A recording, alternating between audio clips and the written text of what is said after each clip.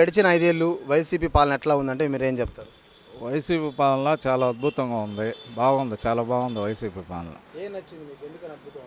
ఏం నచ్చిందంటే మన జగన్మోహన్ రెడ్డి గారు కరోనా టైంలో చాలా కష్టపడ్డాడు. 2 సంవత్సరాలు కరోనా టైంతోనే పోయింది.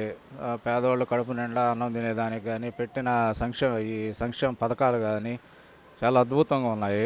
చెప్పిన టయానికి ఇస్తానని చెప్పాడు, నవరత్నాలు అదేవిధంగా ఇస్తూ వచ్చాడు. పేదవాళ్ళు కడుపు నిండా అన్నం తింటే అదే డెవలప్మెంటు. లాస్ట్ టైం 2014 నుంచి 19 నుంచి చంద్రబాబు నాయుడు నేను అవి చేస్తాను ఈ చేస్తాను మేనిఫెస్టోలో పెట్టాడు, కానీ ఒక్కడు కూడా చేయలేకపోయాడు.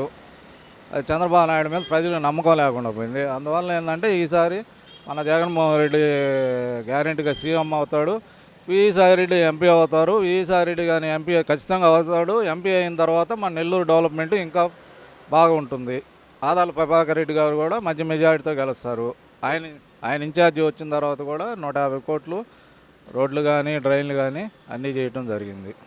విజయసాయి రెడ్డి గారు ఖచ్చితంగా గెలుస్తారన్నారు కదా, ఎంత మెజార్టీ రావచ్చని మీరు అనుకుంటున్నారు? నాకు తెలిసి 150,000 మెజార్టీ ఈజీగా ఉంటుంది. ఎందుకంటే ఆయన ఏమిరెడ్డి ప్రభాకర్ రెడ్డి మన పార్టీలోనే ఉన్నాడు కాబట్టి ఆయన బయట పార్టీలో పోయి తెలుగుదేశం తరఫున పోటీ చేస్తున్నాడు. ఆయన దగ్గర డబ్బు కూడా బాగుంది. ఆ డబ్బుతో కొంతమందిని వైసీపీ వాళ్ళని కొనేస్తున్నాడు. ఇంతకుముందు ఏంటంటే పరిచయాలు కూడా ఉన్నాయి.